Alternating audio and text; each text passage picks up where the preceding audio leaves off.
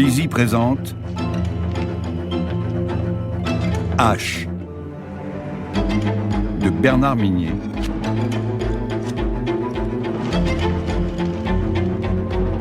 Lu par Hugues Martel.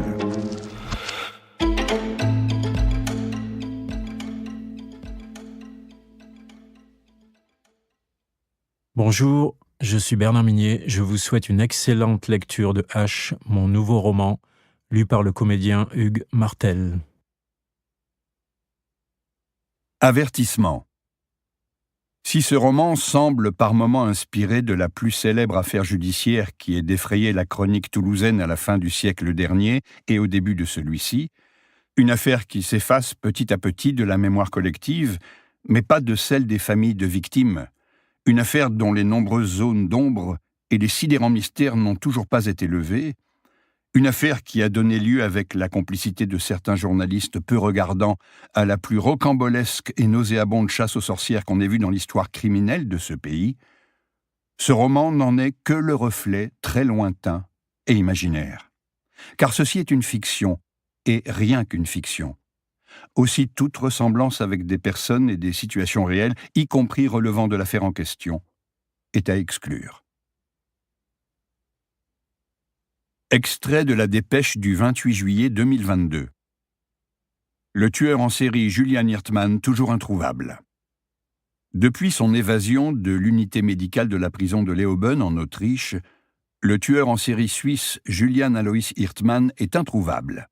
A-t-il quitté l'Autriche ? Est-il retourné en Suisse ? Ou bien se trouve-t-il ailleurs en Europe ou dans le monde ?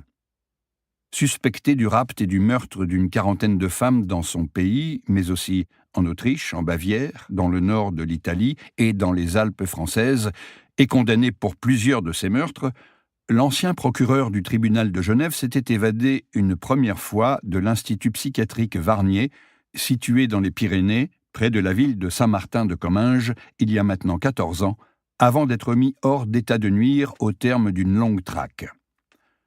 Le mois dernier, il est parvenu à s'évader une deuxième fois, après avoir simulé un problème cardiaque. Depuis, il s'est évanoui dans la nature et une notice rouge a été émise par Interpol. Aux dernières nouvelles... Extrait de Fact, Pologne, du 1er juillet 2022. Hirtmann aperçu en Pologne ? Plusieurs étudiants de l'université Adam Mickiewicz de Poznań affirment qu'ils ont aperçu le célèbre tueur en série suisse Julian Hirtmann se promenant sur la place du Vieux Marché et assis en terrasse rue Wodzna alors qu'il déambulait en ville mardi soir. Les jeunes gens ont tenu à préciser qu'ils n'avaient pas encore bu une goutte d'alcool à ce moment-là et qu'il ne s'agissait absolument pas d'une mauvaise blague. Ils l'ont reconnu, soutiennent-ils, grâce aux nombreuses chaînes de true crime qu'ils regardent sur Internet. Extrait de La Garonne du 7 juillet 2022. Julian Hirtmann aurait été vu sur un vol Munich-Toulouse. Le passager d'un vol Lufthansa Munich-Toulouse est convaincu qu'il était assis ce jeudi 30 juin à côté du tueur en série suisse Julian Hirtmann, recherché par toutes les polices d'Europe. Selon lui, l'homme n'a pas prononcé un mot de tout le vol, même pour répondre à l'hôtesse. Il a passé son temps à lire un livre dont le passager a pu apercevoir le titre. Il s'agit de Glacé, un roman policier à succès. Il portait une casquette et des lunettes, mais le passager l'a formellement reconnu. Un témoignage d'autant plus troublant si l'on se souvient que c'est un membre de la police toulousaine qui a permis l'arrestation d'Hirtmann en Autriche en 2017. Extrait de La Dépêche du 3 octobre 2022. Qui s'en est pris à Ilma et Niklas Heidinger ? Le 29 septembre dernier, alerté par un fermier du voisinage, la gendarmerie de Bagnères-de-Luchon découvrait au petit matin une scène d'horreur dans un chalet de la vallée du Lys, loué par un couple de touristes allemands. Le chiot du couple pendu à la rambarde de la terrasse et le mari gisant dans une chambre au milieu d'une mare de sang, le bébé bien vivant dans son lit à barreaux. La jeune femme, elle, avait disparu. Ilma et Niklas Heidinger sont deux touristes venus de la Sarre, ce land limitrophe de la frontière franco-allemande, pour randonner dans les Pyrénées. Ils se sont mariés l'an passé. Extrait de La Garonne du 14 novembre 2022. Disparition de Noémie Collin à Saint-Gaudens. Jeudi dernier, Noémie Collin, 17 ans, en terminale au lycée de Bagatelle à Saint-Gaudens, rentrait à pied à son domicile après les cours. Il était environ 17 heures quand elle a été vue pour la dernière fois, marchant le long de l'avenue François Mitterrand, en compagnie d'autres élèves qu'elle a quittés à la hauteur de la rue du Dr Hall. Ensuite, plus rien, plus aucune trace, plus de nouvelles. Noémie Collin s'est évaporée. On ne peut imaginer dans quelle angoisse vivent ses parents. De l'avis de tous, Noémie Collin est une jeune fille sans histoire, appréciée de ses camarades de classe comme de ses professeurs. Une fugue est à exclure selon les parents. Que s'est-il passé ce jeudi de novembre à la sortie du lycée de Saint-Gaudens ? Quelle mauvaise rencontre Noémie a-t-elle faite ? Bien entendu, la Garonne vous tiendra au courant des progrès de l'enquête. Première partie. L'induction, a posteriori, aurait conduit la phrénologie à admettre comme principe primitif et inné de l'action humaine un je ne sais quoi paradoxal que nous nommerons perversité, faute d'un terme plus caractéristique. Dans le sens que j'y attache, c'est en réalité un mobile sans mobile, un motif non motivé. Sous son influence, nous agissons sans but intelligible, ou, si cela apparaît comme une contradiction dans les termes, nous pouvons modifier la proposition jusqu'à dire que, sous son influence, nous agissons par la raison que nous ne le devrions pas. En théorie, il ne peut pas y avoir de raison plus déraisonnable, mais, en fait, il n'y en a pas de plus forte. Edgar Allan Poe, Le démon de la perversité. Dois-je demander comment finira ce monde ou comment a débuté cet enfer ? Adonis Zocalo.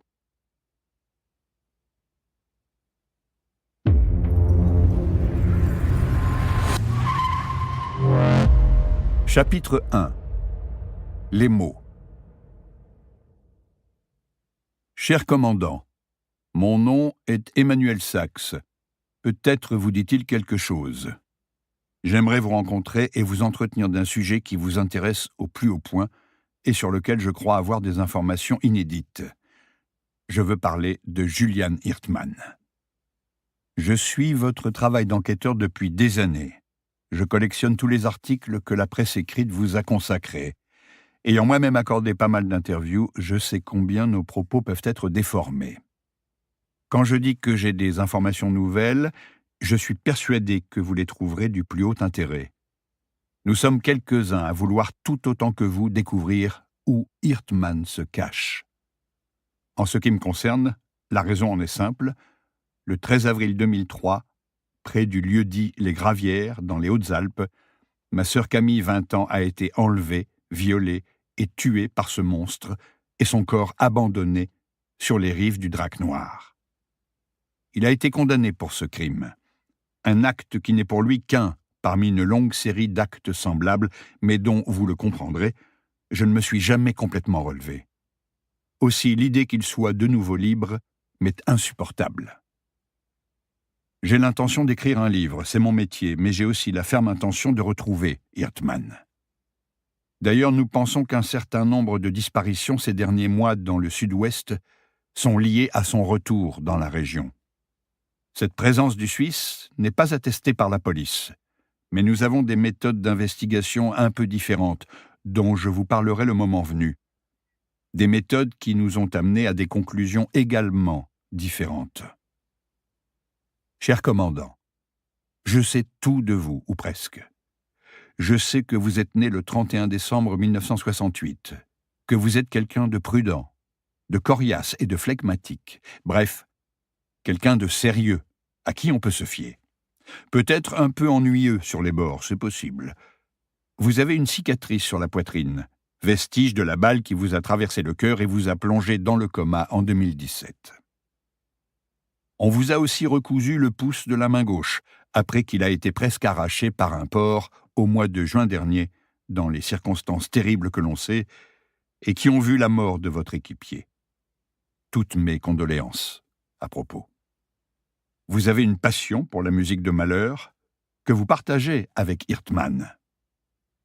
S'agissant de ce dernier, vous êtes sans doute, avec moi, l'homme qui le connaît le mieux.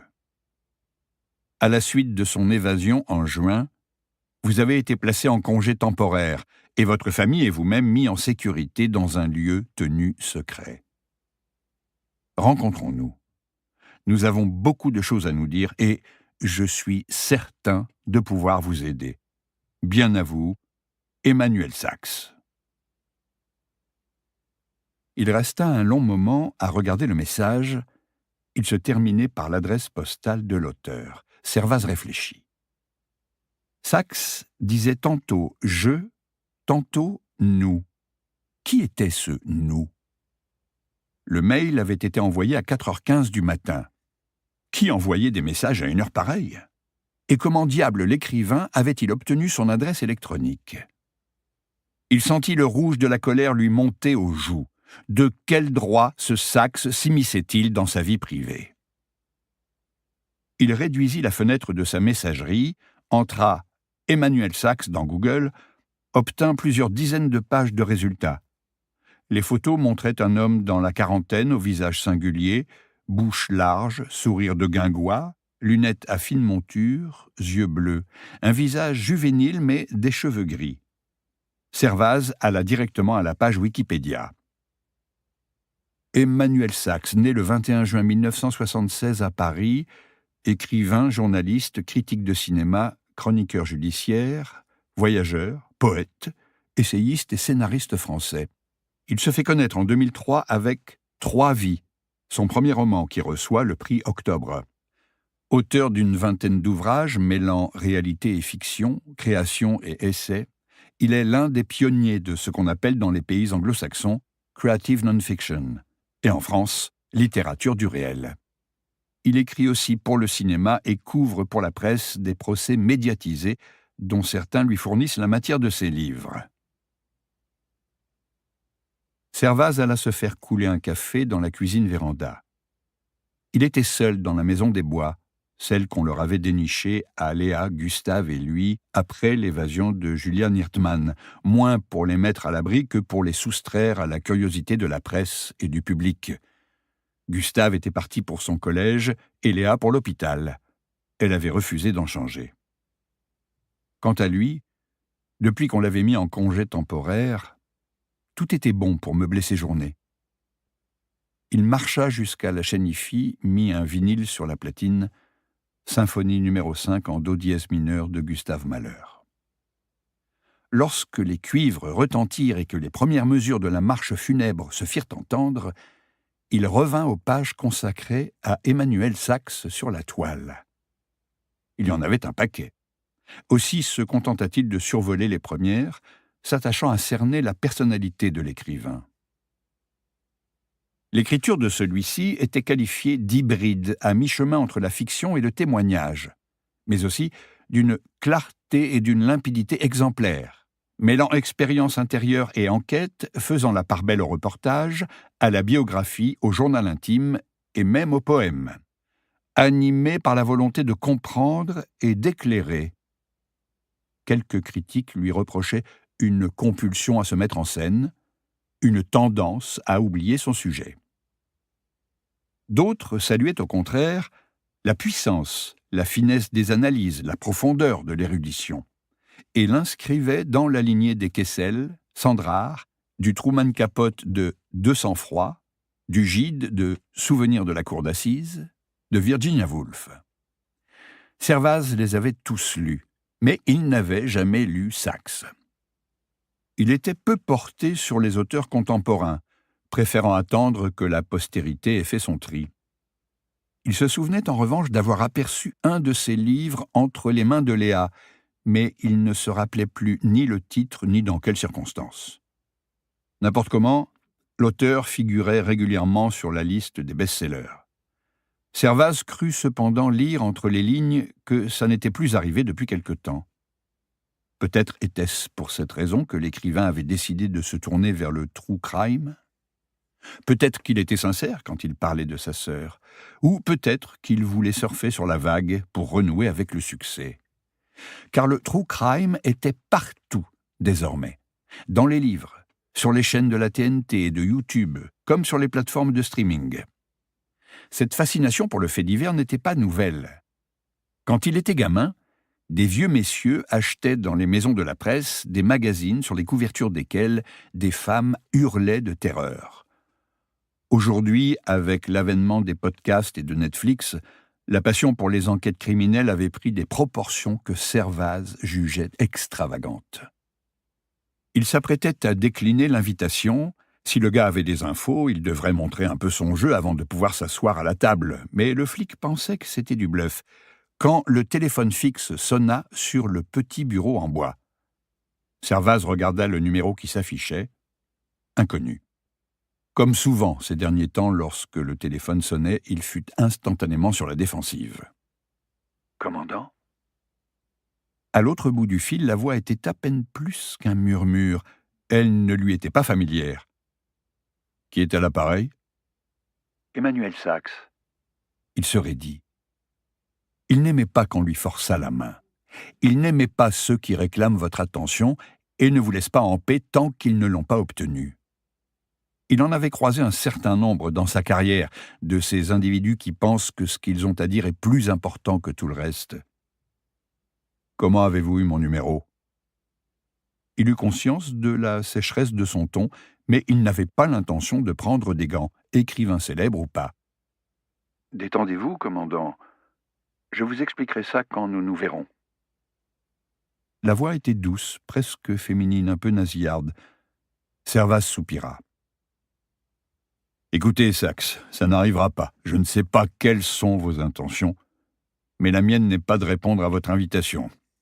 Peut-être que pour vous, il s'agit d'une affaire personnelle, que vous avez l'habitude qu'on vous dise oui, mais vous perdez votre temps, je ne suis pas votre homme. » Le silence au bout du fil dura assez longtemps pour créer en lui une attente, et il se dit que c'était exactement ce que Sachs recherchait. « Commandant, je suis persuadé du contraire. Je vous offre une occasion unique. Je vous assure que nous avons des informations très convaincantes. Vous en jugerez par vous-même. Ne me dites pas que vous ne souhaitez pas retrouver Julian Hirtman. » Ce « nous », c'est qui ? Je vous le dirai quand on se verra. Il soupira de plus belle. L'homme lui tapait sur les nerfs avec son assurance à toute épreuve. « C'est non, Sachs, n'insistez pas. » Je pense que votre cerveau cherche à éviter tout ce qui pourrait vous conduire à vous confronter à Julian Hirtman, mais tôt ou tard, il vous faudra vous rendre à l'évidence. Tant qu'il est là dehors, vous et les vôtres ne serez pas en sécurité.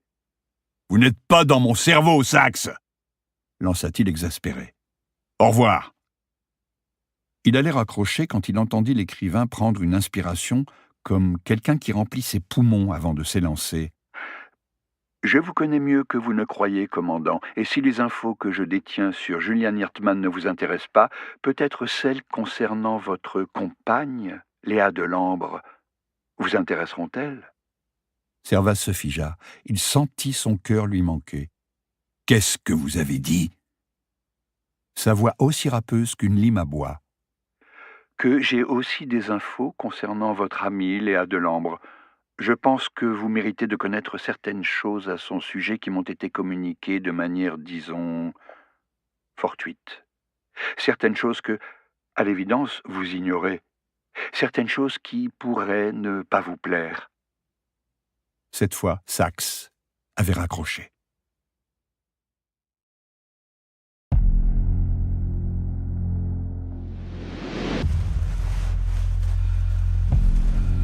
Chapitre 2. À rebours. « 13 décembre 2022, 15 heures, col de l'Ours, Haute-Garonne. Altitude 1725 mètres. Température 5 degrés en dessous de zéro. Ciel dégagé, bon ensoleillement, vent de secteur nord. » Au sortir du dernier tunnel, Servaz aperçut le grand chalet, là-bas, sur la pente verglacée. Une construction massive en pierre, bois et ardoise typiquement montagnarde, dressée à une centaine de mètres de la falaise. En contrebas de celle-ci, sur sa gauche, la vallée, et au loin, les toits serrés de Saint-Martin de Comminges, au milieu de toute cette blancheur qui l'aveuglait. Il ne décolérait pas, mais il avait paradoxalement retrouvé son sang-froid. Ce n'était pas dans ses habitudes de réagir de la sorte. Il faut croire que l'écrivain avait touché une corde sensible, ou que, depuis les événements de l'été dernier, il était moins capable de se raisonner. Il se demandait d'où Saxe connaissait l'existence de Léa, quelles informations l'écrivain détenait sur elle, et comment il les avait obtenues. Il avait cependant hésité à prendre la route. Il avait continué de sonder la réputation numérique de l'écrivain, un homme qui aimait la lumière, qui aimait faire l'actualité, qui côtoyait aussi bien les puissants que les humbles. Sur le chemin, il avait tenté de le rappeler, mais il était chaque fois tombé sur la messagerie. Un dernier virage, et il se gara au pied de la grande terrasse maçonnée qui surplombait la chaussée. Coupant le moteur, il alluma une cigarette et prit le temps de la fumer en scrutant le chalet. Saxe était là, ou du moins, quelqu'un était là. Il y avait une Jeep Wrangler garée 3 mètres plus loin. « Je pense que vous méritez de connaître certaines choses à son sujet qui m'ont été communiquées de manière, disons, fortuite. » Léa. Pour la 100e fois, il revit le moment où elle avait franchi la porte de l'appartement en juin dernier, retour d'Afrique. Elle gardait de son séjour de 2 ans en République du Congo un hâle qui faisait ressortir ses yeux verts et ses cheveux fauves. Elle portait un jean clair, un gilet vieux rose sur un débardeur écru.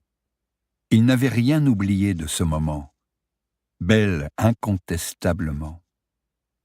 Seulement, il y avait une ombre au tableau, une ombre interposée entre cette beauté et lui, une ombre qui l'empêchait d'aimer cette beauté comme naguère il l'avait aimée, qui la rendait même cruelle, car elle avait perdu son innocence à ses yeux, et c'est le genre de choses qu'on ne retrouve jamais complètement, quoi qu'on fasse. En avait-elle conscience? Il était persuadé que oui. L'Afrique. Elle était là, entre Léa et lui, depuis que celle-ci était rentrée de sa mission humanitaire. Depuis qu'elle lui avait déclaré dès les premiers instants « J'ai quelque chose à te dire ».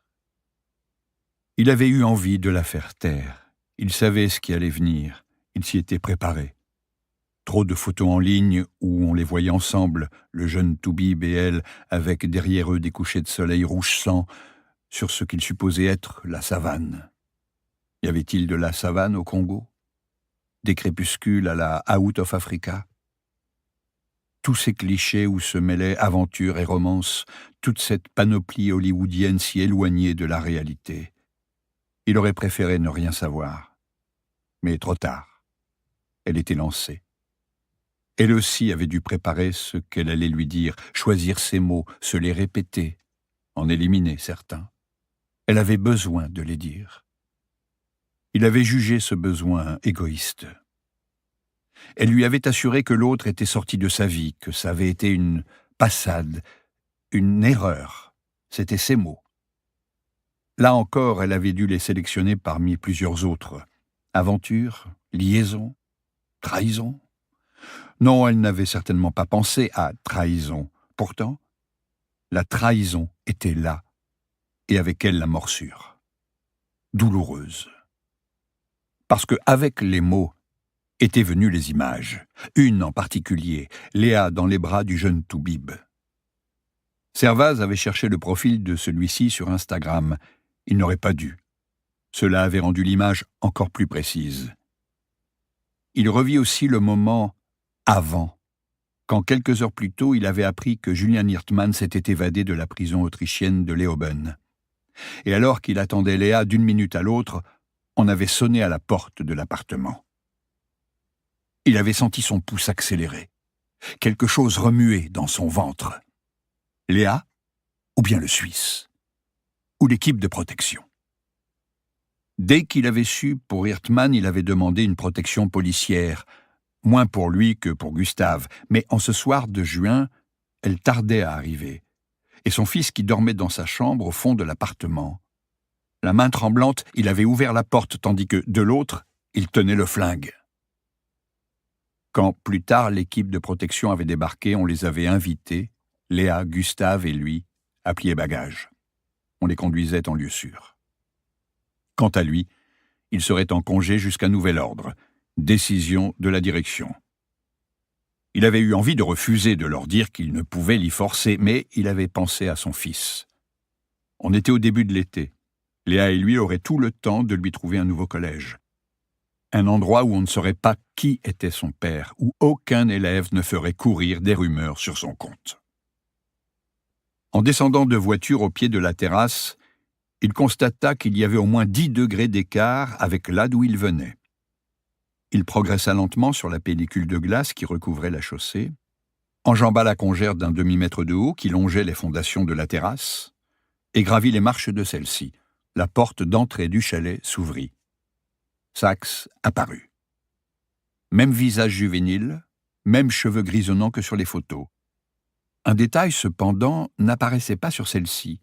Son corps était celui d'un adolescent. L'écrivain tenait la forme. Il portait un pull bleu moulant sur son torse élancé, un jean sur ses hanches étroites et avait aux pieds de solides chaussures pour la neige et la caillasse. Saxe le regarda approcher à la manière d'un chasseur de papillons qui a repéré un beau spécimen. Servaz lut de la prudence, de la curiosité, de la malice dans ses yeux. « Bonjour, commandant. » Un sourire plein de chaleur, son souffle transformé en vapeur dans l'air froid. C'est ce qu'on appelle une rencontre au sommet.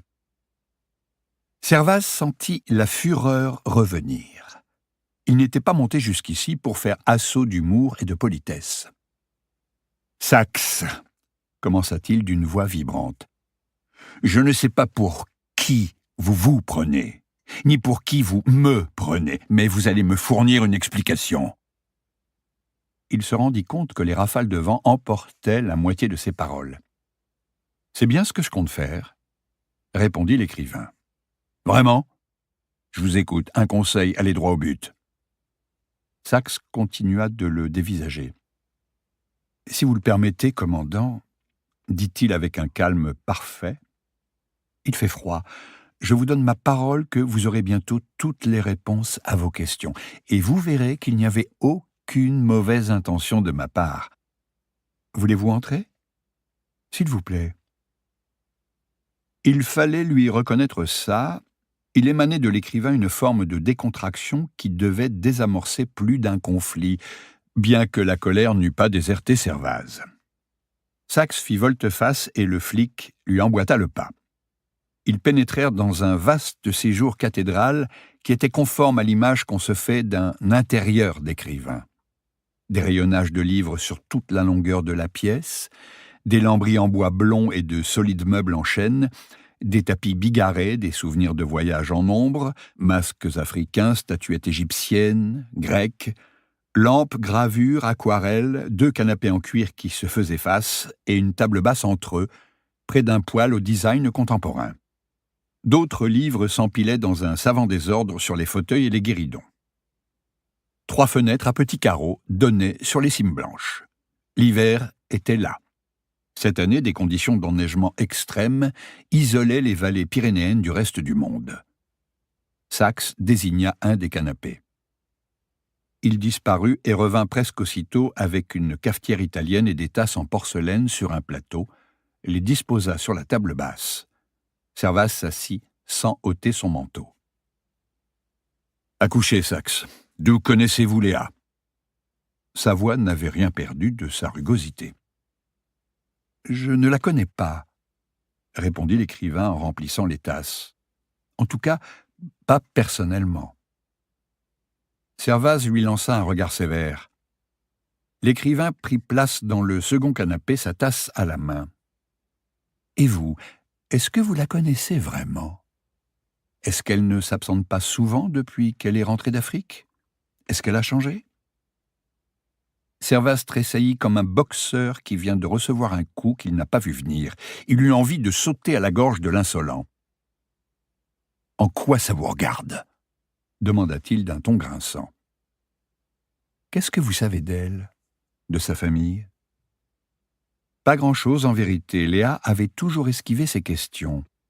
Il savait que ses parents vivaient dans le nord de la France, qu'ils étaient à la retraite, mais il ne les avait jamais rencontrés. « Bon, fit Saxe, se penchant pour poser sa tasse. « Je n'irai pas par 4 chemins. Ne croyez pas que je joue un jeu avec vous, commandant, ce n'est pas du tout mon intention.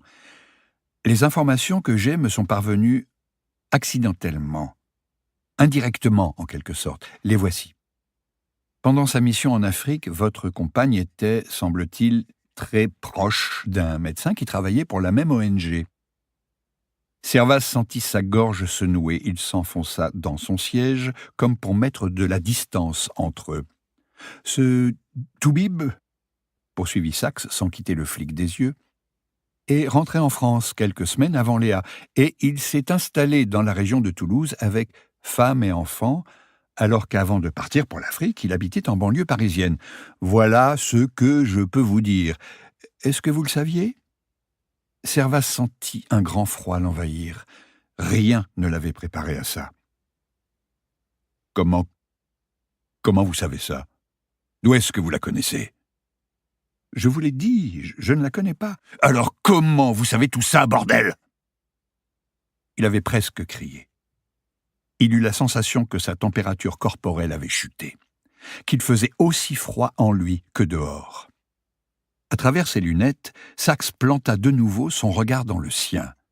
« Vous avez déjà entendu parler du web sleuthing ?» Chapitre 3 Eau profonde.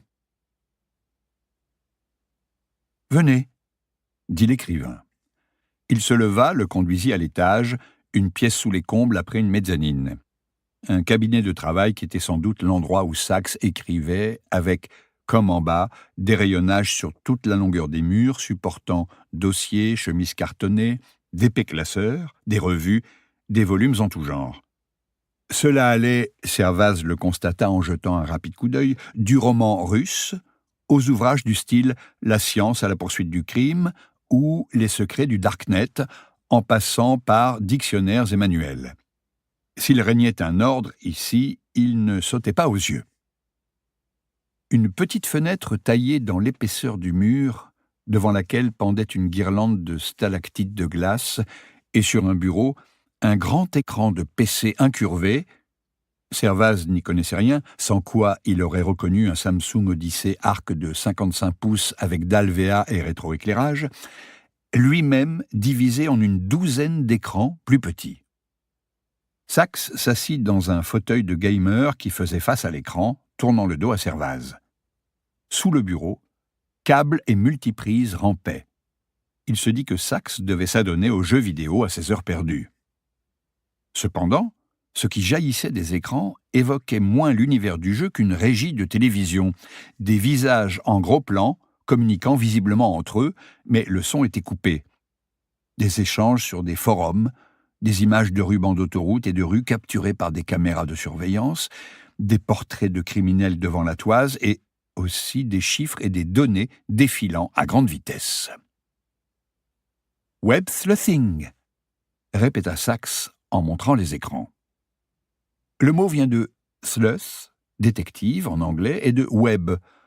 En gros, des milliers d'enquêteurs en herbe, des communautés de nerds, littéralement obsédés par les faits divers, le true crime et les cold cases, qui s'unissent pour résoudre des affaires criminelles non élucidées. Des Sherlock Holmes du dimanche, mais qui ne sont pas bridés par la loi et qui travaillent jour et nuit. Imaginez que vous ayez à votre disposition non pas 10 ou 20 enquêteurs, mais plusieurs centaines, tous ultra motivés et répartis aux 4 coins de la planète, et qui ont à leur service le plus gigantesque gisement d'informations de toute l'histoire de l'humanité, une source quasi infinie de renseignements sur tout et tout le monde. Internet. C'est ça le web sleuthing. Aux États-Unis, il a déjà permis de résoudre des affaires là où les flics avaient renoncé depuis longtemps. Vous avez entendu parler de Luca Rocco Magnotta ? Servaz secoua la tête. Quel rapport avec Léa ? Voulut-il savoir d'un ton rogue. J'y viens. D'abord, laissez-moi vous dire que c'est à regret que j'ai découvert ces informations sur votre compagne, commandant, reprit l'écrivain. J'insiste. En fait, ce n'est même pas moi, mais un des geeks de la communauté qui est tombé dessus. Ces gamins, car la plupart sont à peine plus que des gosses, sont hyper doués pour faire remonter des infos du fin fond du net, même des choses parfois très personnelles. Il montra quelques-uns des visages qui s'encadraient sur les sous-écrans divisant le grand panneau lumineux. Tous, ou presque, étaient jeunes. C'est vrai que je leur ai demandé de s'intéresser à vous, à tout ce qui vous concernait, et croyez-moi, quand ils se mettent au travail, ils ne font pas semblant. Désolé pour ça, mais ça faisait des semaines que je réfléchissais à la manière de vous aborder, de vous convaincre, de vous joindre à nous. Le hic, c'est quand ils ont commencé à s'intéresser à votre entourage. Comme d'habitude, ils ont fourré leur nez partout. Et c'est là qu'ils ont trouvé des photos de Léa avec ce médecin en Afrique. Des photos où ils avaient l'air, disons, très complices. Ah, ça a attiré leur attention, forcément. Alors, ils sont allés fureter dans le compte Instagram du Toubib et dans ses autres réseaux sociaux. Ils ont passé à la loupe ses activités, ses déplacements, tout... Attendez, l'interrompit Servaz. Comment ont-ils fait pour suivre ces déplacements? Sachs haussa les épaules. Je vous l'ai dit, ils sont très doués. Imaginez que, tout à coup, 100 personnes ou 1000 s'intéressent à vous, braquent leurs projecteurs sur tous les aspects de votre existence, à votre avis. Combien de temps leur faudra-t-il pour tomber sur des choses que vous n'avez pas envie de voir s'ébruiter? Ils ont d'abord étudié toutes les photos qu'il avait postées récemment, où il apparaissait avec son fils, sa femme au bord de la piscine de sa maison, dans son salon, avec des amis. Les gens ont tort de livrer leur vie en pâture de la sorte. Quand une photo est prise avec un appareil numérique, elle peut contenir beaucoup d'informations cachées, des métadonnées telles que l'appareil utilisé, la date, l'heure, mais aussi les coordonnées GPS de l'endroit où la photo a été prise. Si vous n'y prenez pas garde, vous pouvez indiquer au monde entier l'endroit où vous vivez et livrer un tas d'autres informations personnelles. On appelle ça des données EXIF. Bon, de toute façon, les réseaux sociaux les effacent avant publication. À l'inverse, il existe des sites web qui vous fournissent la localisation exacte de la photo à partir de ces mêmes données. Ils ont ensuite utilisé PMICE, un site de reconnaissance faciale qui permet de retrouver à partir d'une seule image toutes les autres images d'une personne présente sur Internet. Ils l'ont aussi tracé à l'aide de Strava. Strava, une application qui enregistre des données sportives, qui met en relation des coureurs à pied, des cyclistes et des randonneurs. Elle a déjà donné lieu à plusieurs polémiques. Des militaires américains en Syrie et des Français de l'opération Barkhane ont été tracés grâce à Strava. Et même des chefs d'État. Bref, c'est comme ça qu'on a pu le localiser. Il habite aujourd'hui à Toulouse, dans le quartier Purpan, dans le secteur de l'hôpital, donc. C'est bien là que Léa travaille. Servaz sursauta. « Espèce de salopard! J'ai bien envie de vous coffrer pour atteinte à la vie privée !» Sachs fit pivoter son siège, il leva les yeux pour fixer Servaz. « Je vous présente toutes mes excuses, commandant, elles sont sincères. Je comprends votre colère à votre place, je réagirai de la même façon. Ces gamins sont allés trop loin, c'est certain. Je leur ai d'ailleurs dit de laisser tomber toutes ces recherches. Qu'est-ce qui me prouve que vous dites la vérité? Rien. Et Hirtman? Sachs se retourna vers les écrans. Je ne vous ai pas menti en disant que nous avions des informations inédites le concernant, des informations du plus haut intérêt. Il avait laissé les 4 derniers mots en suspens, comme un appât dissimulant un hameçon. Mais Servaz n'était pas encore prêt à se laisser ferrer. Pas si facilement, même si sa curiosité croissait exponentiellement. Nous avons des infos qui nous autorisent à penser qu'il est dans la région, compléta l'écrivain. Des infos sérieuses, plus que des infos, je dirais, des preuves. Il pianota sur le clavier. Bon, fit-il, il est temps que je vous présente la crème de la crème des Webslussers. Je l'ai surnommé le club des inénarrables enquêteurs. Car, parmi nos membres, il y en a 4 qui sortent tout particulièrement du lot. Oh oui, ou plutôt 4 et demi, car Ils sont 5, mais 2 d'entre eux ne font qu'un. Vous allez vite comprendre. Le club des inénarrables enquêteurs, pas franchement original de la part d'un écrivain. Songea Servaz. Puis sa pensée dériva vers Léa. Il n'arrivait pas à admettre qu'elle lui eût menti. Ah bon? Et ce qui s'est passé en Afrique, alors tu appelles ça comment?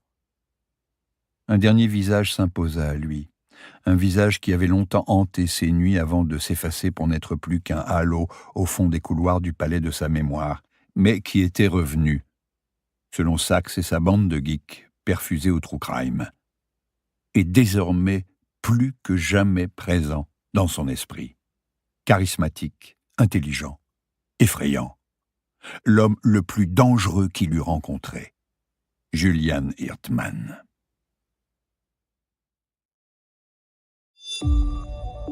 Chapitre 4. Le signe des 4.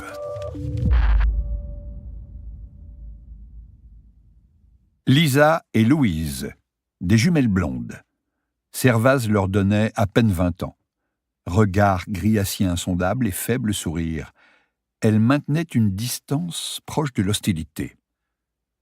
John Doe, grand même assis.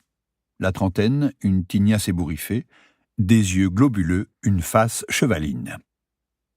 Révérend Powell, la soixantaine, costume cravate à fine rayure et pochette assortie à la cravate. Ancien banquier d'affaires, selon Sachs. Regard bleu d'une intensité blessante. Anton Chigurh, un gamin, comme les jumelles.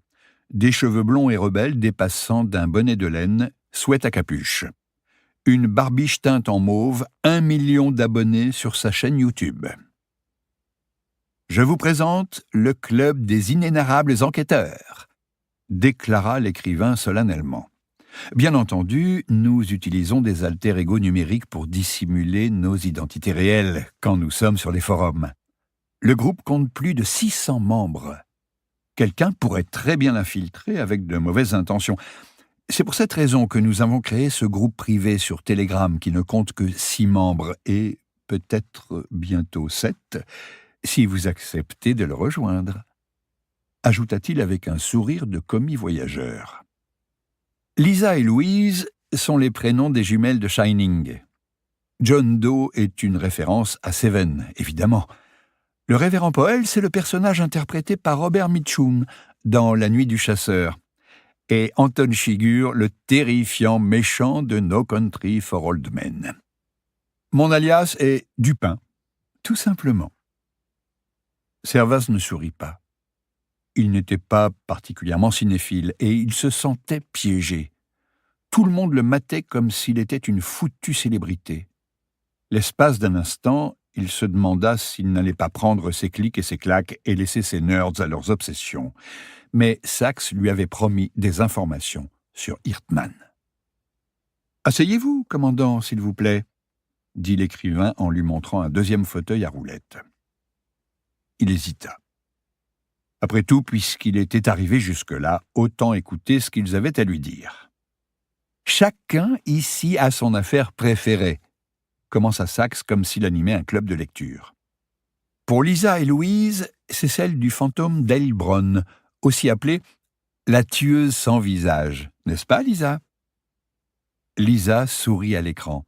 « C'est vrai, il faut dire que c'est une affaire incroyable. » Les jumelles échangèrent un regard. Pendant 15 ans, celle qu'on a appelée le fantôme d'Heilbronn a nargué toutes les polices dans au moins 3 pays. L'histoire commence le 26 mai 1993 à Idar-Oberstein, en Rhénanie, quand une retraitée, Liselotte Schlenger, est retrouvée à son domicile étranglée avec du fil de fer. La police relève plusieurs traces d'un ADN. L'analyse révèle qu'il s'agit d'un ADN féminin inconnu. 8 ans plus tard, et à 400 km de là, enchaîna sa jumelle, à Fribourg, un brocanteur est sauvagement assassiné, étranglé, crâne défoncé. Le même ADN est retrouvé sur la scène de crime. Toujours la même année, un enfant se blesse avec une seringue contenant des résidus d'héroïne dans une forêt près de Gerolstein. Là encore, l'ADN de la mystérieuse inconnue est isolé. Les enquêteurs en déduisent que la tueuse est une junkie qui a besoin d'argent. Il chercha une différence entre les jumelles, n'en trouva pas, ni sur leurs traits, ni dans leurs attitudes. L'ADN de la tueuse sans visage est retrouvé au fil des ans sur plusieurs dizaines de scènes de crime, en Allemagne, mais aussi en France et en Autriche. Reprit la première. Cambriolage, braquage à main armée, tentative d'homicide. La liste s'allonge. Les années passent et la tueuse demeure introuvable. On dirait même qu'elle se joue de la police. Un important groupe d'enquêteurs est alors constitué. Puis, les crimes de sang s'arrêtent brutalement. La tueuse ne semble plus se livrer qu'à des cambriolages sans violence, qui ne rapportent que des sommes dérisoires, jusqu'en 2007. Louise ou Lisa se tourna vers sa sœur jumelle. Ce jour-là, 2 jeunes policiers en tenue déjeunent dans leur voiture quand ils sont abattus d'une balle dans la tête. Ils n'ont même pas eu le temps de sortir leur arme de service. Et devinez quel ADN est relevé sur les lieux ? Puis l'affaire se corse quand 3 Géorgiens victimes d'un règlement de compte mafieux sont repêchés par des plongeurs de la police. 2 d'entre eux ont été tués par arme à feu, le 3e étranglé. Encore une fois, l'ADN de la tueuse fantôme est sur les lieux. Comme il sera présent peu de temps après sur le cadavre d'une infirmière assassinée dans les bois, aux environs d'Heilbronn, où la peur se répand dans la population. Et ce n'est pas fini, enchaîna sa sœur. Le 26 septembre 2008, plus de 15 ans après le premier crime, une bagarre éclate dans une discothèque au cours de laquelle un Serbe est mortellement blessé. On relève l'ADN de la tueuse sur les doigts de la victime. Or, aucune femme n'était présente sur les lieux. Certains enquêteurs émettent l'hypothèse d'une tueuse transsexuelle, expliqua Lisa ou Louise. Mais d'autres commencent à douter sérieusement de son existence et pensent plutôt à une contamination des prélèvements. Mais comment expliquer qu'autant de prélèvements soient pollués par le même ADN à des centaines de kilomètres de distance, dans différents pays, et pendant tant d'années ? Le mystérieux ADN finira par être identifié. C'était celui d'une employée suisse de l'entreprise qui fabriquait les écouvillons servant au prélèvement et qui fournissait des services de police aussi bien en Allemagne qu'en Autriche et en France. Les sœurs jumelles sourirent comme si elles venaient de leur jouer un bon tour. Les autres participants aussi souriaient, à l'exception de Servaz. « Merveilleux !» s'exclama celui qui se faisait appeler John Doe. « Mais pas autant que l'affaire Pierre Bodin, dit Pierrot le Fou, qui a été entendu par près d'une centaine de psychiatres et dont les talents de comédien ont réussi à tromper la quasi-totalité d'entre eux et des médecins auxquels il a été présenté. Il est même parvenu à simuler une paralysie des jambes avant de recouvrer subitement l'usage de celle-ci et de s'évader par une fenêtre. Bodin a notamment été reconnu coupable d'avoir tué et mutilé une fillette, une ado et une femme de 38 ans, et d'avoir violé les 2 premières. À l'intérieur de sa caravane, on a retrouvé un dessin de l'appareil génital féminin. Dans la pièce où il se tenait, les stores étaient baissés, et dans la pénombre zébrée, les yeux de John Doe brillaient. « Écoutez !» commença Servaz agacé. Paul Bernardo et Carla Homolka, les Ken et Barbie du mal !» s'écria à son tour le gamin au bonnet de laine. Jeune, beau, blond, superficiel. Il voulait devenir milliardaire. Elle était sataniste. Il voulait des esclaves sexuels. Elle les lui trouvait par amour. Et ils enregistraient les viols sur cassette vidéo. La première fois qu'il lui a révélé avoir déjà violé 3 femmes, elle a répondu « C'est cool !» Et ils se sont mariés. Quand il a voulu violer la petite sœur de Carla, cette dernière l'a droguée et a filmé le viol, mais la séance a mal tourné et la gosse est morte. Une autre fois, ils ont ramené chez eux une ado de 15 ans et l'ont torturée non-stop pendant 4 jours. Il l'a violée, a uriné sur elle et l'a forcée à manger ses propres cheveux que Carla coupait. Paul Bernardo, c'est l'incarnation du mal. C'est « Stop !» s'écria Servaz. « C'est bon ! Je croyais qu'on était là pour parler d'Hirtman. » Il regarda Saxe. L'écrivain fit un geste. Le commandant Servaz a raison. Je sais que vous avez hâte de lui poser tout un tas de questions, mais je voudrais qu'on commence par lui expliquer pourquoi on est persuadé que le Suisse est dans la région, d'accord ? Qui s'y colle ? Moi, dit l'ancien banquier en costard-cravate, mince, sourire aux lèvres. Servaz trouva qu'il ressemblait à un homme d'affaires qui s'apprête à savourer un repas fin dans un restaurant gastronomique. Il était peut-être convaincu d'agir pour le bien commun, mais sa conviction ne s'en doublait pas moins d'une curiosité morbide et d'une forme de voyeurisme. Le retraité présenta devant la caméra une coupure de presse rédigée dans une langue que Servaz ne reconnut pas. La photo, elle, ne laissait pas de doute quant au sujet de l'article, un portrait en noir et blanc de Julian Hirtman.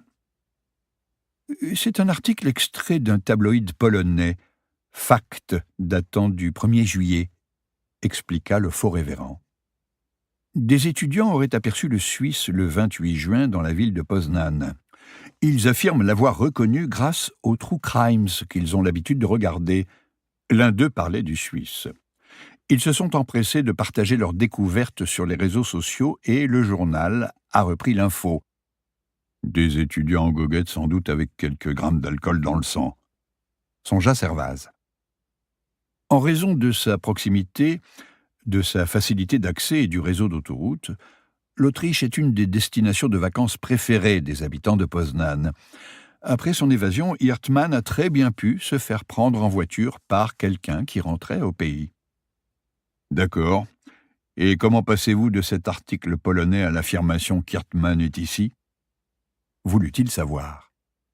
Ce fut l'une des jumelles qui reprit le flambeau.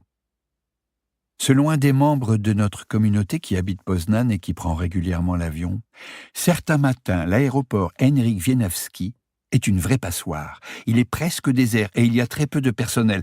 Personne ne vérifie vos documents avant que vous embarquiez. Vous vous contentez de déposer vos affaires sur le tapis, de les passer dans le tunnel et de les récupérer de l'autre côté. Personne ne se soucie de vous. Vos bagages sont contrôlés, mais pas votre passeport ni votre billet. La sécurité dans cet aéroport, c'est une blague. À la limite, vous pouvez très bien monter dans l'avion sans document d'identité pour peu que vous trouviez une place à bord. Sachs avait affiché une carte de l'Europe dans le coin supérieur droit de l'écran. Pologne, Allemagne, Pays-Bas, Belgique, France, Luxembourg, Suisse, Autriche. Une fois à bord, poursuivit Louise ou Lisa, vous êtes entrés dans ce gigantesque hub interconnecté que sont les aéroports européens et vous pouvez facilement passer d'un pays à l'autre. Il y a mieux. Mettons que, de Poznan, vous preniez un vol Lufthansa pour Munich. Servaz vit le petit symbole d'un avion se déplacer sur l'écran en décrivant une courbe de l'ouest de la Pologne jusqu'à la capitale de la Bavière. À Munich, pour un passager en correspondance, il n'y a pas plus de vérification des documents d'identité qu'à Poznan, rien que des portillons automatiques, que vous franchissez avec votre téléphone pour prendre l'avion suivant. Pas le moindre contrôle humain, et vous pouvez embarquer pour n'importe quelle destination desservie depuis Munich. Le gamin au bonnet exhiba à son tour un article de la Garonne.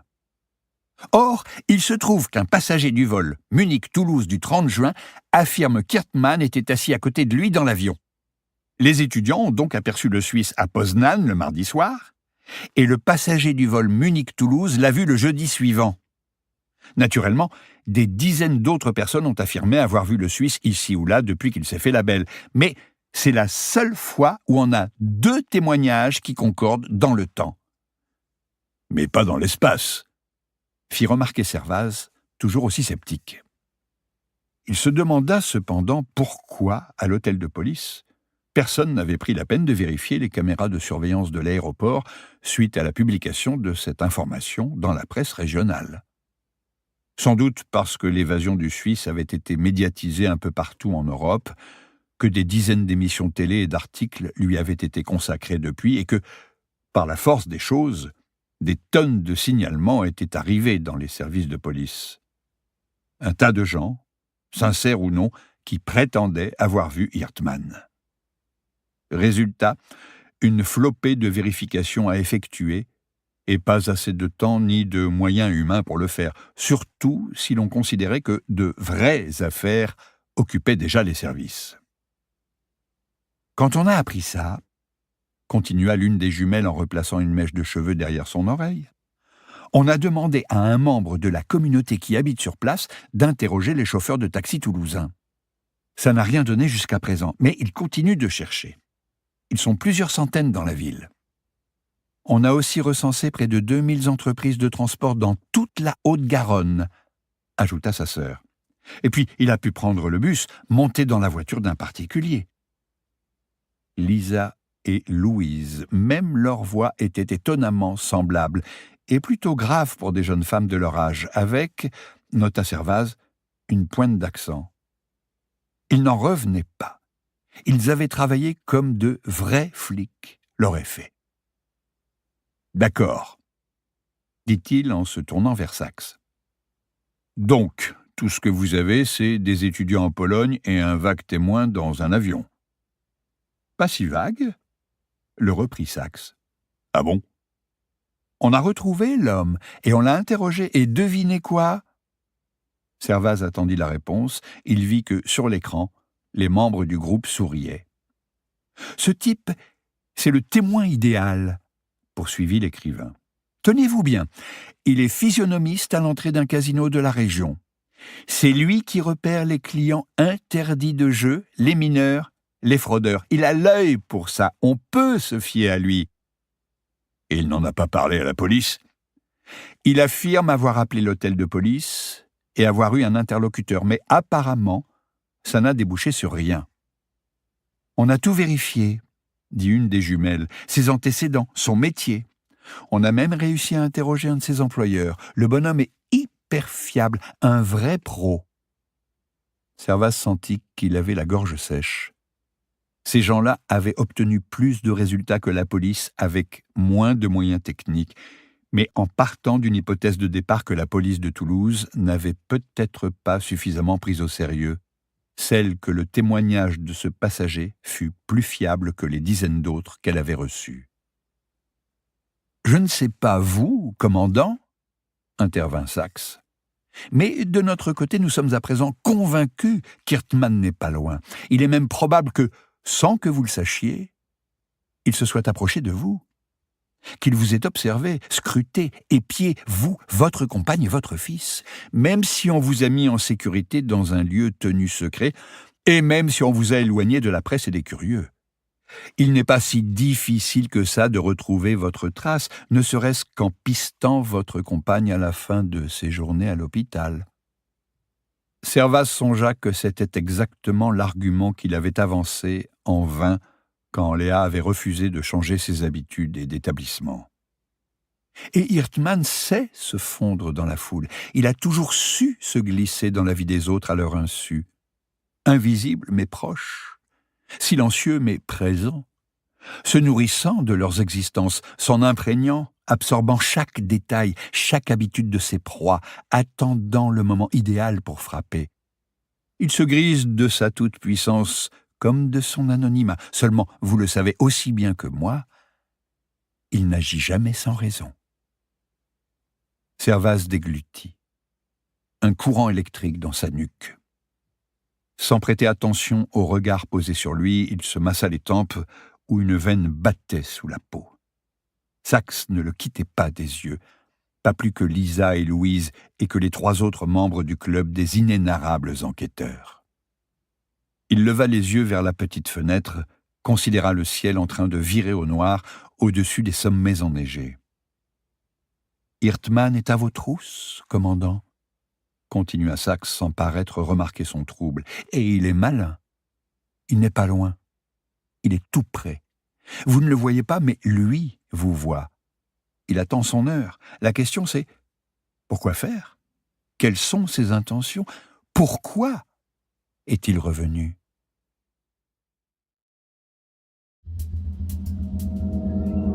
Chapitre 5. Abattoir 5. Il y a autre chose. Servaz regardait par la fenêtre le ciel sombre, les montagnes, le paysage gris, sans couleur. Il pensa au chemin du retour, mais c'était devenu secondaire. « Allez-y, » dit-il, « je vous écoute. » Saxe pivota vers l'écran et les aficionados du true crime. Il eut un imperceptible hochement de tête à leur intention. On s'est dit que, depuis qu'il est en liberté, Hirtman n'est sans doute pas resté inactif. Commença l'une des jumelles. Louise, c'était Louise, croyait-il se souvenir. Louise qui avait tatoué sur la paupière inférieure gauche une toute petite étoile de mer que n'avait pas sa sœur. Alors, enchaîna Lisa, en supposant que c'est bien lui qui a été aperçu à Poznan et à l'aéroport à Toulouse-Blagnac, on a commencé à chercher de potentielles victimes en Pologne et dans le sud-ouest. À Munich, il n'a pas eu le temps de quitter l'aéroport. Une pensée effleura Servaz. Si on oubliait le fait qu'elles étaient blondes et que le Suisse préférait les brunes, les jumelles avaient l'âge et le profil de ces victimes. Daniela Janowski, une étudiante polonaise. Son cadavre est découvert dans sa chambre sous les toits à quelques dizaines de mètres de la basilique de Poznan. Elle a été aperçue pour la dernière fois la nuit précédant sa mort au Pacha Poznan, une discothèque du centre-ville près de la place du Vieux-Marché. On l'a trouvée morte sur son lit, déguisée en ce qu'on suppose être Marie-Madeleine. C'est le nom complet de l'église voisine, Notre-Dame du Perpétuel Secours, Sainte-Marie-Madeleine et Saint-Stanislas, le matin du 30 juin. D'après un de nos contacts dans la presse polonaise, la chambre de l'étudiante était presque entièrement remplie de projections sanglantes du sol au plafond. Elle a reçu plus de 70 coups de couteau, dont un très profond dans la gorge à hauteur du larynx et des muscles vocaux, lui ôtant la faculté de crier et noyant ses poumons dans son sang. Il y avait du sang artériel partout dans la chambre, sauf à un endroit sur le mur, préservé des giclées. La police pense qu'il y avait là, tout près du mur, un objet qui a fait écran-projection, une caméra ou un appareil photo sur un trépied. Et ils ont retrouvé un DVD parmi les affaires de Daniela. Qui regarde encore des DVD de nos jours ? Bien sûr, ils n'ont pas trouvé de lecteur dans la chambre. Ils pensent par conséquent que c'est un indice laissé volontairement par le tueur, car le film sur le DVD était Peeping Tom. Peeping Tom, répéta Servaz. Le voyeur en français, précisa Saxe. Un film maudit réhabilité sur le tard par quelques grands cinéastes comme Scorsese ou De Palma, qui raconte l'histoire d'un jeune homme solitaire, opérateur de cinéma, qui tue des femmes et les filme pour saisir leur ultime expression avant qu'elles meurent. Oui, c'était bien dans le style d'Hirtman, ce genre de jeu pseudo-intellectuel, songea-t-il. Étonnamment, reprit Louise, la police n'a pas fait le rapprochement avec le témoignage des étudiants qui affirment avoir vu Hirtman dans les rues de la vieille ville 2 jours plus tôt, sans doute parce qu'ils ont jugé ce témoignage peu fiable. Cependant, si on part du principe que celui-ci comme celui du passager du vol Munich-Toulouse sont recevables, cela voudrait dire qu'Hirtman a tué l'étudiante polonaise dans la nuit de mercredi à jeudi, sans doute après avoir fait sa connaissance au Pacha Poznan, et qu'il a tranquillement pris l'avion à peine quelques heures plus tard.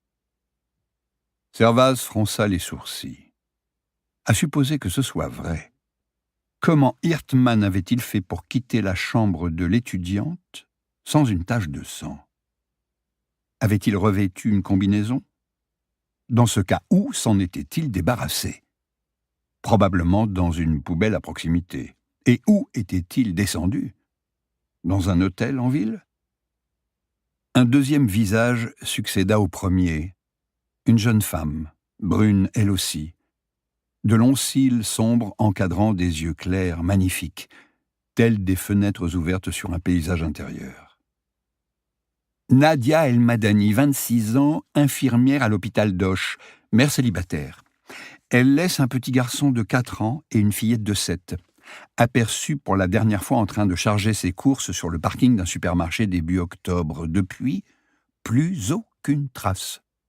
Son téléphone a été retrouvé près de son véhicule. Le troisième portrait était celui d'une adolescente sur le point d'entrer dans l'âge adulte. Noémie Collin, 17 ans, disparue en novembre alors qu'elle rentrait de son lycée à Saint-Gaudens. Elle dit au revoir à ses camarades à moins de 600 mètres de chez elle, en plein après-midi. Après ça, personne ne l'a revue. comme si elle avait été avalée par le sol. D'après ses parents, elle n'est pas du genre à fuguer. Son téléphone cesse d'émettre peu après 17 heures, heure à laquelle elle a été vue pour la dernière fois. Le gamin au bonnet prit la parole. Il y a aussi un couple de touristes allemands, Ilma et Niklas Heidinger. Elle disparue, lui trouvé mort dans leur chalet de location de la vallée du Lys, à environ 10 km au sud de Bagnères-de-Luchon, avec leur bébé encore vivant à côté de lui et le chiot du couple pendu par le cou à la rambarde de la terrasse. Une minute. Quel est le rapport avec les deux autres ? S'étonna-t-il. Pourquoi les ranger parmi les victimes d'Hirtman ? Ça ne lui ressemble pas du tout. Parce que la femme a le profil, dit Louise. Brune, cheveux longs, jolie, la trentaine, et à cause du timing et de la zone géographique. Ils ont été découverts le 29 septembre dernier. Hirtman ne s'en est jamais pris à des enfants, fit observer Servaz, en pensant, pendant qu'il parlait, au bébé qu'on avait épargné.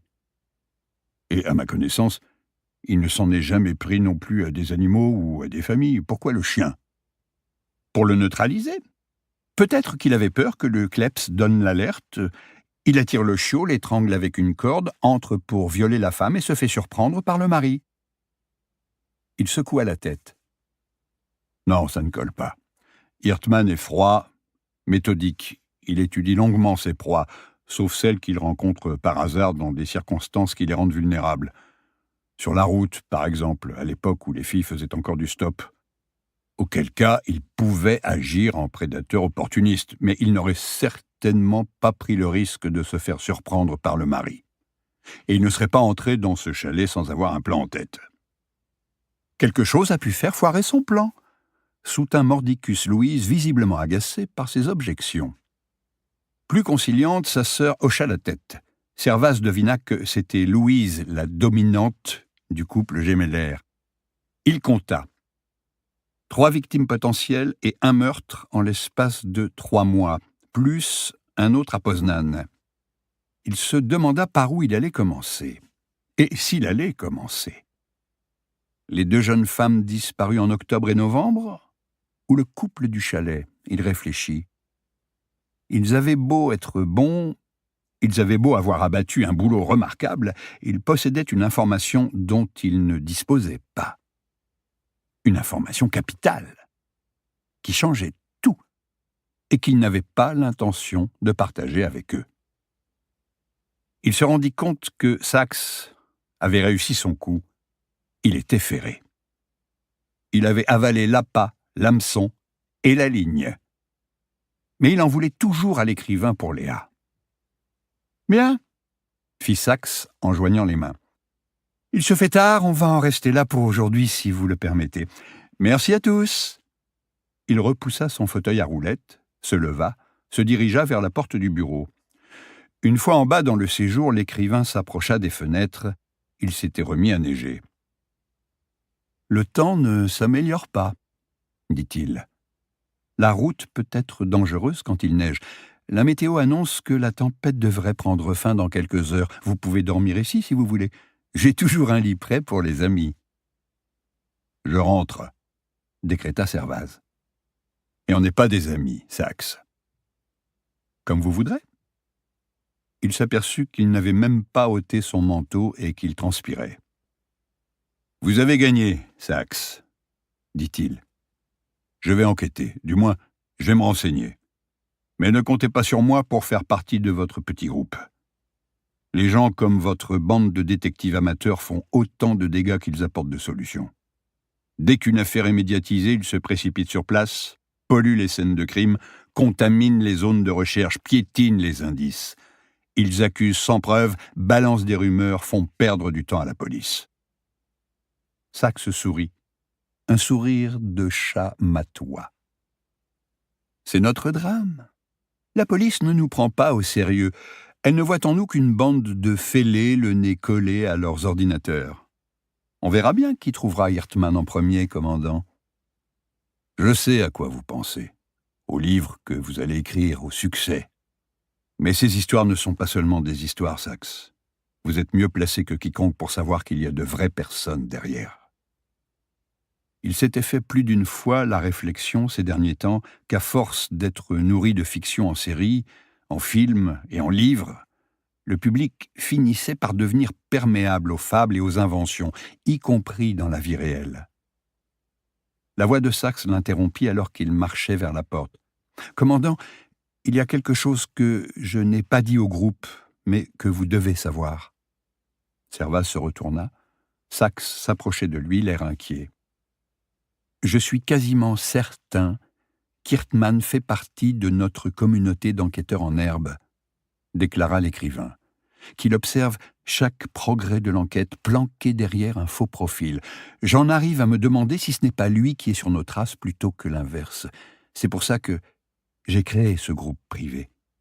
Croyez-moi, il est là, dans l'ombre, invisible, à nous observer, à suivre chacun de nos mouvements, à anticiper le suivant. » « Comment pouvez-vous en être aussi sûr ?» À travers ses lunettes, le regard de l'écrivain étincela. « Vous n'avez jamais d'intuition, commandant ? Je suis certain que si. Tous les enquêteurs en ont. Quelque chose qui vous dit « Je suis sur la bonne voie », comme une sorte de sixième sens. Pardonnez ce cliché. Servaz soutint le regard de Saxe.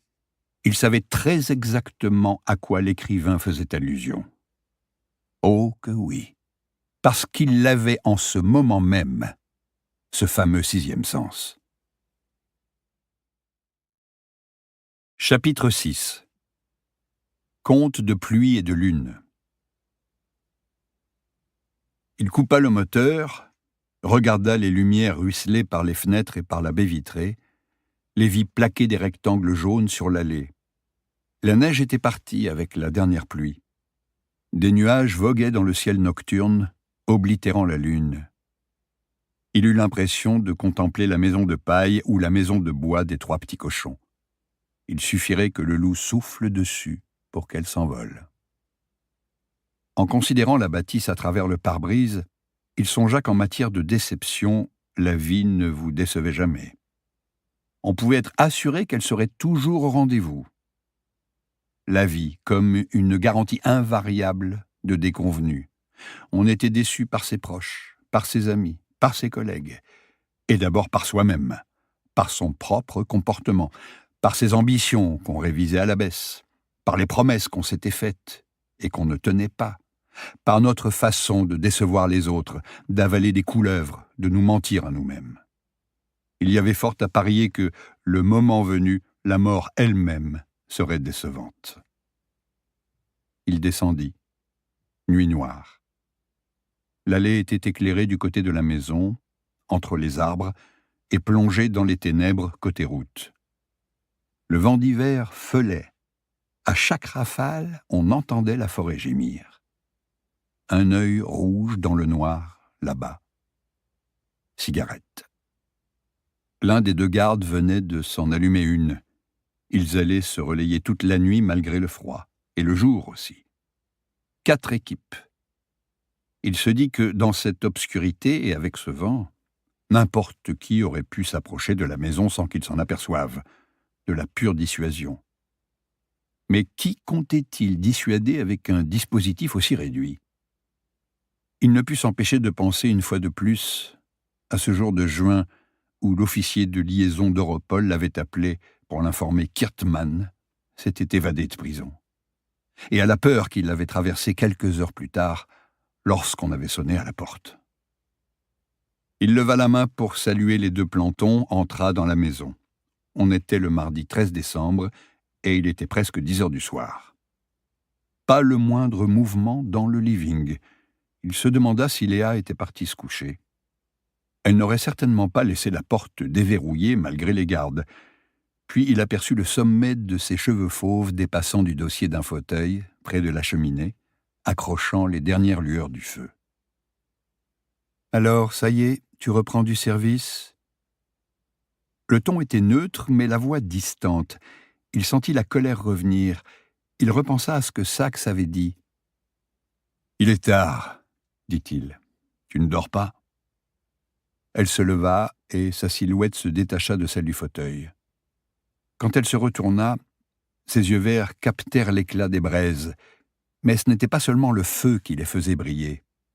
« Réponds-moi, Martin. » Il ne dit rien. « Ils ont pu faire sans toi jusqu'à présent, » ajouta-t-elle. « Les choses ont changé, » finit-il par dire. « Qu'est-ce qui a changé ?»« Hirtman. » Le silence se fit dans la pièce qu'il choisit de rompre le premier. Il est peut-être de retour. Il la vit se raidir. Elle n'avait pas peur pour elle ni pour lui, mais pour Gustave.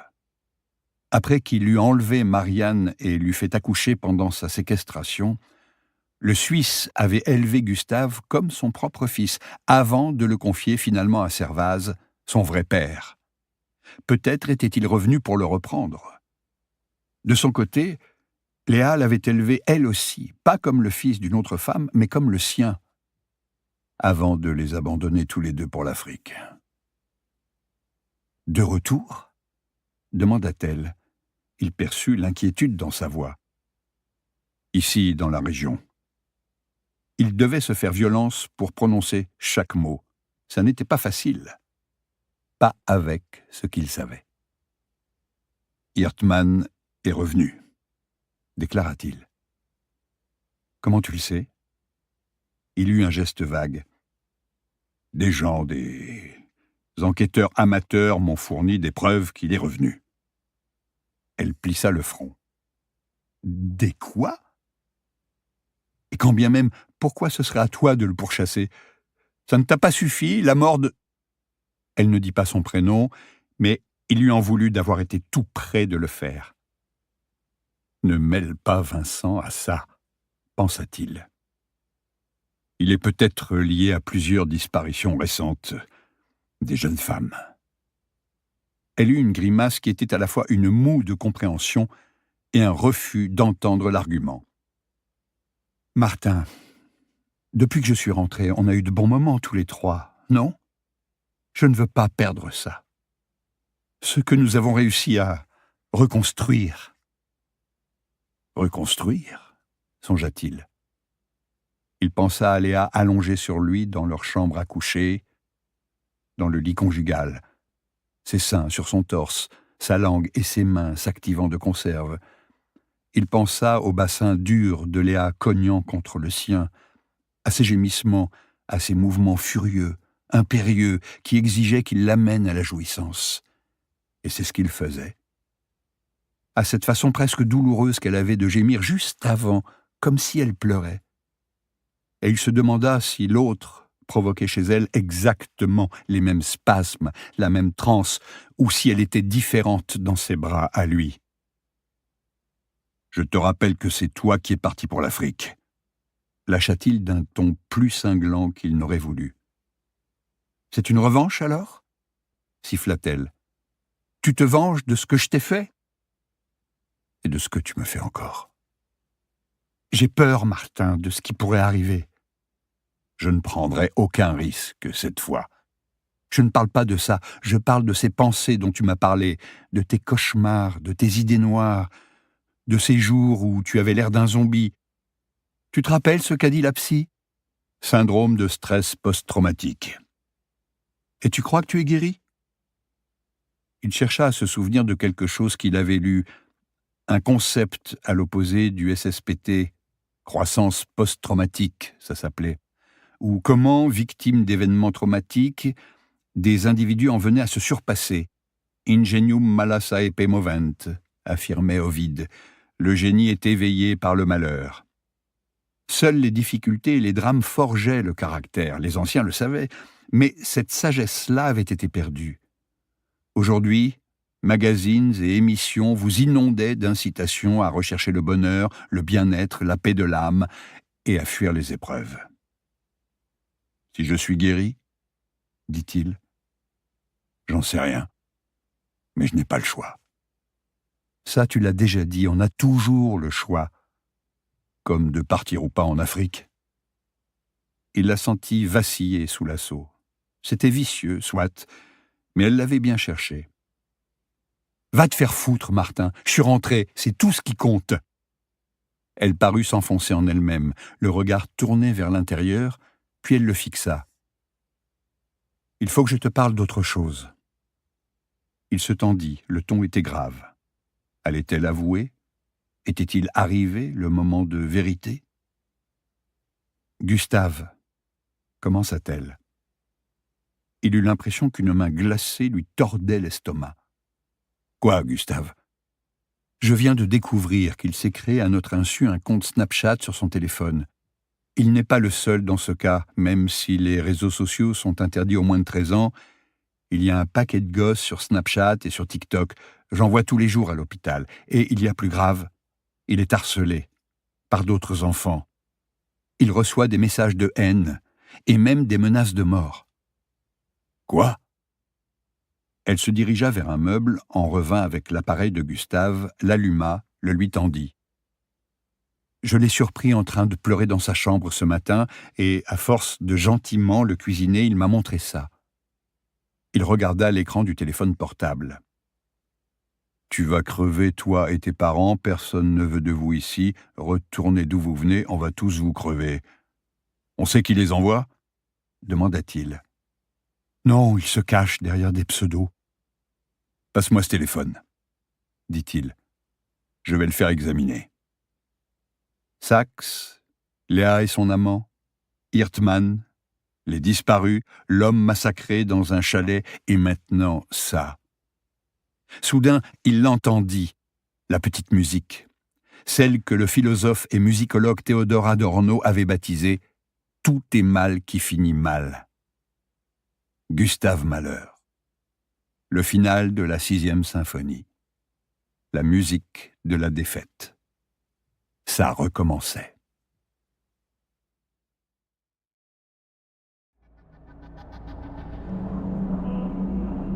Chapitre 7. Une maison de poupées. Sur la mort, Bogdan Tchoubek en connaissait un rayon. Sur le deuil, le chagrin des proches, le professionnalisme ou non des flics, le cynisme plus ou moins assumé des employés des pompes funèbres. À 38 ans, il était le fondateur et le patron de PMC, Post Mortem Cleaning, une entreprise spécialisée dans le nettoyage après décès qui employait 3 personnes, lui compris. Il l'avait baptisé ainsi parce que, selon lui, les noms anglais, ça claquait davantage. En d'autres termes, ses 2 salariés et lui intervenaient quelques heures après la levée des corps, qu'il s'agit d'une scène de crime, d'un suicide ou d'une mort naturelle, dont le cadavre, en général une personne seule et oubliée de tous, avait eu le temps d'entrer en décomposition. Bogdan n'avait pas choisi cette branche par vocation. Personne n'a vocation à côtoyer la mort, à part quelques jeunes gens dont la fascination romantique pour le trépas se joint à la perspective d'une mort suffisamment lointaine pour demeurer abstraite. Mais par ambition et sens pratique. Arrivé en France à l'âge de 18 ans, il avait eu le choix entre travailler au noir dans le BTP pour une paie dérisoire et obtenir un vrai salaire assorti d'une fiche de paie dans le secteur des pompes funèbres. Il présentait bien, avait appris le français à l'école, savait montrer à la fois tact et compassion, et il était rapidement devenu le chouchou du patron, lequel lui avait enseigné les ficelles du métier et présenté par la même occasion sa fille, que Bogdan avait épousée pour divorcer 2 ans plus tard, quand il avait réalisé qu'elle l'avait trompé dès la nuit de noces et avait continué de le faire. Bogdan était ambitieux. Un temps, il avait envisagé de monter sa propre entreprise de pompes funèbres, mais la concurrence était rude, et le secteur, bien qu'assuré de ne jamais manquer de clients, pas loin d'être saturé. Bogdan était aussi intelligent et observateur. Il lui était apparu qu'un autre secteur en rapport avec la mort manquait cruellement de main-d'œuvre.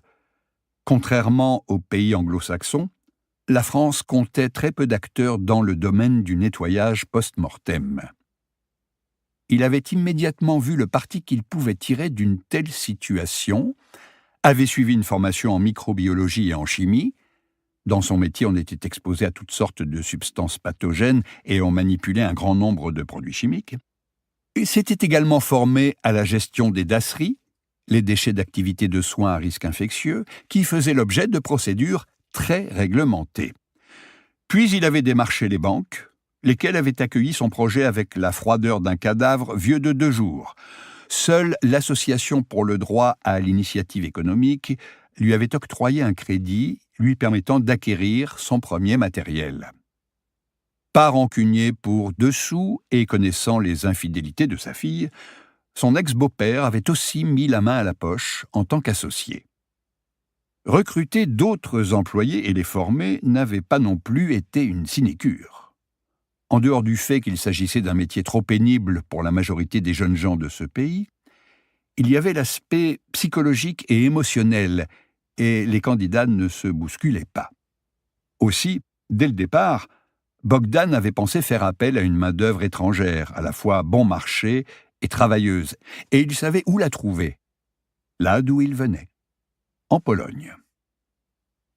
En quelques années à peine, l'entreprise de Bogdan était devenue l'une des plus florissantes du secteur, réalisant bon an mal an un chiffre d'affaires qui avoisinait le demi-million d'euros. Ce matin-là, PMC avait été appelé par le tribunal judiciaire de Saint-Gaudens, Haute-Garonne, pour nettoyer les traces d'un suicide dans une maison située au-dessus de Saint-Martin de Comminges. On lui avait dit que le Maccabée vivait seul et qu'il était journaliste. Puis on lui avait donné un nom en même temps qu'une adresse et quelques détails sur le décès. Le type s'était pendu à une poutre de son séjour et, comme pour tous les pendus, son corps avait libéré une certaine quantité de ce qu'on appelait pudiquement fluide biologique. En entendant le nom, Bogdan avait réagi, mais il ne s'était pas donné la peine de faire de commentaires.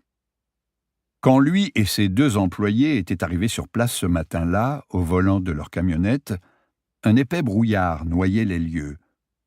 On avait l'impression d'être seul au monde dans cette purée de poids, plongé dans un univers sans contour, débarqué sur une planète peuplée de spectres flous.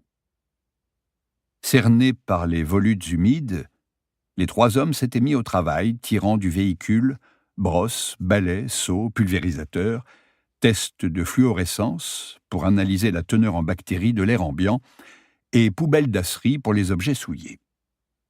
Puis ils avaient revêtu leurs combinaisons plastifiées et chiffonnées 3 fois trop grandes, leurs bottes, leurs gants, leurs masques et leurs lunettes protectrices qui les faisaient ressembler à des cosmonautes et avaient déverrouillé la porte. Bogdan avait toutefois avalé une goulée d'air humide avant d'entrer. Non à cause des odeurs nauséabondes qui les attendaient à l'intérieur, mais à cause du syndrome de Diogène. Trop fréquemment, à son goût, les personnes seules, dont ils effaçaient le passage sur Terre, avaient sombré, avant de clamser, dans l'insalubrité et l'accumulation compulsive qu'on désignait paradoxalement sous le joli terme de silogomanie. La réalité était infiniment moins jolie. Ils ne redoutaient rien tant que de trouver un logement rempli à ras-bord de sacs en plastique, d'ordures et d'autres écœurants souvenirs qu'il leur faudrait non seulement emporter, mais décontaminer. Une surcharge de travail dont ils se passaient volontiers. Rien de tel ici avait-il constaté avec soulagement. La maison du journaliste était étonnamment nue et propre, presque vide de mobilier, à l'exception du strict nécessaire. Bogdan avait très vite repéré la tache sombre sur le plancher, à l'aplomb de l'endroit où le type s'était pendu. Il avait froncé les sourcils, elle aurait dû être beaucoup plus importante. 2 heures plus tard, tandis qu'il finissait de pulvériser un produit antifongique, virucide et bactéricide sur les murs et le sol du séjour, Bogdan s'adressa à ses 2 employés en pleine action. « Je vais voir s'il n'y a pas d'autre endroit à nettoyer, » dit-il. Michal et Wojciech lui lancèrent un regard étonné au travers de leurs lunettes de protection, puis en échangèrent un autre tout aussi désemparé. D'autres endroits à nettoyer ? Qu'est-ce que ça pouvait bien vouloir dire ?